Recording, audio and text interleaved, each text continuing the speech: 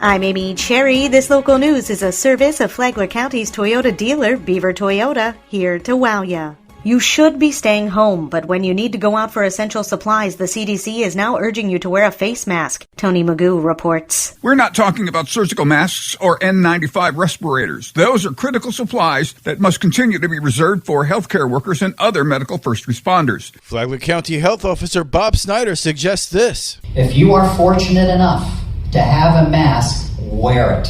If you don't have a mask, you can use a scarf or a bandana. Do this especially when you're out at grocery stores and pharmacies, places where social distancing measures are difficult to maintain. Masks should not be placed on young children under age 2 or anyone who has trouble breathing. COVID-19 health-related questions or concerns should be directed to your regular healthcare provider or the Florida Health Hotline at 866-779-6121. For Flagler's Morning News, I'm Tony Magoo.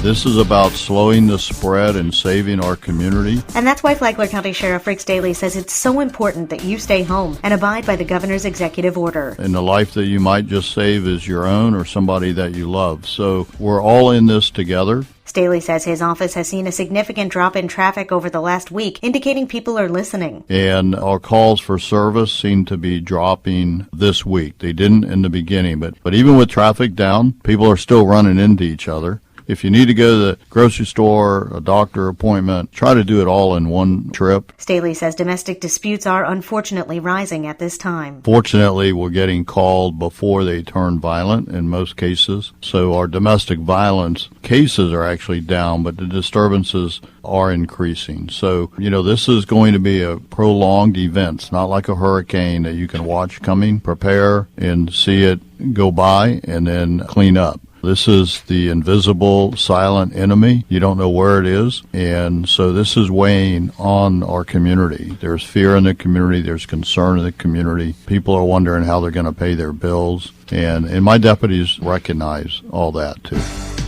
A local legislator says the economic impact of the state COVID-19 shutdown will be deep, with efforts underway to try and provide some relief. John Arking has more. Republican State Representative Paul Renner says with the state now under a stay-at-home order, there is no doubt the ripple effect will be far and wide to area businesses and their employees. There's no doubt that the state's revenues will drop. There's going to be some help from the federal stimulus for that. We had a pretty good budget coming out of session that addressed a lot of need. We'll have to revisit that probably in May or June of this year. We'll just have to wait and see. And there's a lot we don't know yet because these things are lagging. Renner says once they get a view on those numbers, lawmakers will be better informed as to whether the federal stimulus package will be enough or if they'll need to come back and make adjustments to the state budget. From the WNZF Newsroom, I'm John Arkin. In compliance with the governor's stay-at-home order, Flagler County is moving its government meetings online. The first virtual meeting of the county commission is happening today at 9 a.m. Commissioners, the county administrator, the county attorney, and staff will attend via Zoom video conferencing. Flagler County Emergency Management Director Jonathan Lord says there's a number of ways you can watch the meeting, either on YouTube, Zoom, or Spectrum Cable Channel 492. If you want to participate, those who would like to make public comments during that meeting can either email public comments at flaglercounty.org before and during the meeting. Those comments will be read at the meeting, and there is a 450-word limit. The other option you have is by calling 386-313-4001 before or during the meeting to provide comments of up to 3 minutes. While the COVID-19 pandemic is happening, the Flagler County Sheriff's Office reminds parents that April is Sexual Assault Awareness Month.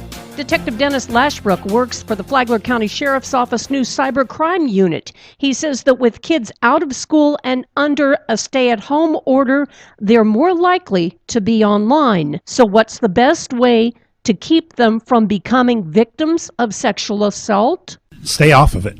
I mean, what we're dealing with here, and especially what I'm dealing with, is the worst of the worst. Unfortunately, these individuals do not share what they're doing.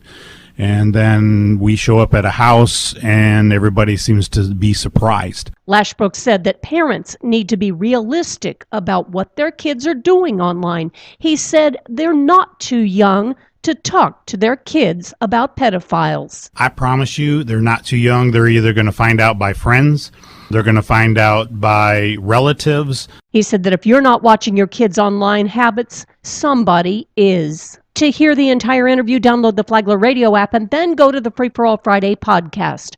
Tomorrow, It's really important for anybody who's got a guardian over a child, have this conversation. from the WNZF Newsroom, I'm Deb Albertson. The Health Department and the Emergency Operations Center are finalizing a drive-through COVID-19 testing site. More details coming up at 9 after Flagler's Morning News on your COVID-19 Radio Town Hall update. And now you're up to date on Flagler's Morning News. I'm Amy Cherry.